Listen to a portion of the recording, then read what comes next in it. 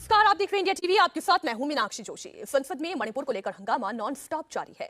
हंगामे के बीच सरकार जरूरी बिल भी पास करा रही है। कल इसी सिलसिले में लोकसभा में दिल्ली अध्यादेश से जुड़ा दिल्ली सेवा बिल पेश किया गया था। आज इस बिल पर लोकसभा में बहस होगी। बीजेडी के इस बिल को समर्थन करने के बाद इसका संसद में पास होना अब तय है। बीजेडी के लोकसभा में 12 और राज्यसभा में 9 सांसद हैं। लोकसभा में बीजेपी को अकेले दम पर बहुमत हासिल है। पेंच केवल राज्यसभा में फंस रहा था, तो वाईएसआरसी के बाद बीजेडी ने भी बिल को समर्थन देने का ऐलान कर दिया है और सरकार की मुश्किल खत्म कर दी है। बीजेडी और वाईएसआरसी दोनों के राज्यसभा में 9 सांसद हैं और इस तरह से राज्यसभा में सरकार के समर्थन में अब कुल 125 सांसद हो गए हैं, जो बहुमत के 120 के आंकड़े से ज्यादा है। तो कल लोकसभा में सरकार ने बिल पेश किया गया था। दिल्ली सेवा बिल पर आज लोकसभा में बहस है और लोकसभा में सरकार को तो कोई चिंता है नहीं, क्योंकि बहुमत के आंकड़े से कई ज्यादा है बीजेपी सरकार। बीजेडी और वाईएसआर के समर्थन के बाद राज्यसभा का समीकरण भी अब बदल चुका है। अब सरकार के पास बहुमत से ज्यादा सांसदों का समर्थन है। राज्यसभा में एनडीए के कुल 100 सांसद हैं और अगर इसमें बीजेडी और वाईएसआर के 9 सांसदों को जोड़ दिया जाता है तो यह आंकड़ा 118 तक आता है। 5 नॉमिनेटेड और 2 निर्दलीय सांसदों को मिलाकर अब यह फिगर 125 का बनता है, जो कि बहुमत के आंकड़े से 5 ज्यादा है।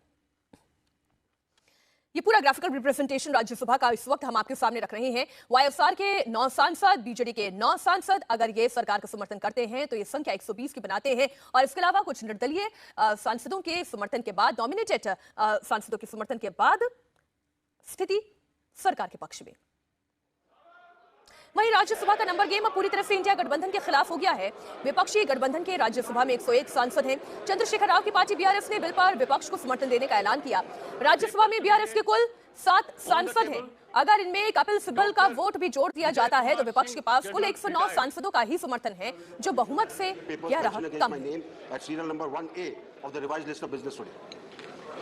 श्री नित्यानंद राय महोदय, मैं आज की संशोधित कार्यावली में क्रमांक संख्या 1B पे मेरे नाम के सम्मुख उल्लेखित दस्तावेज सभापति पर रखता हूं। श्रीमती अन्नपूर्णा देवी।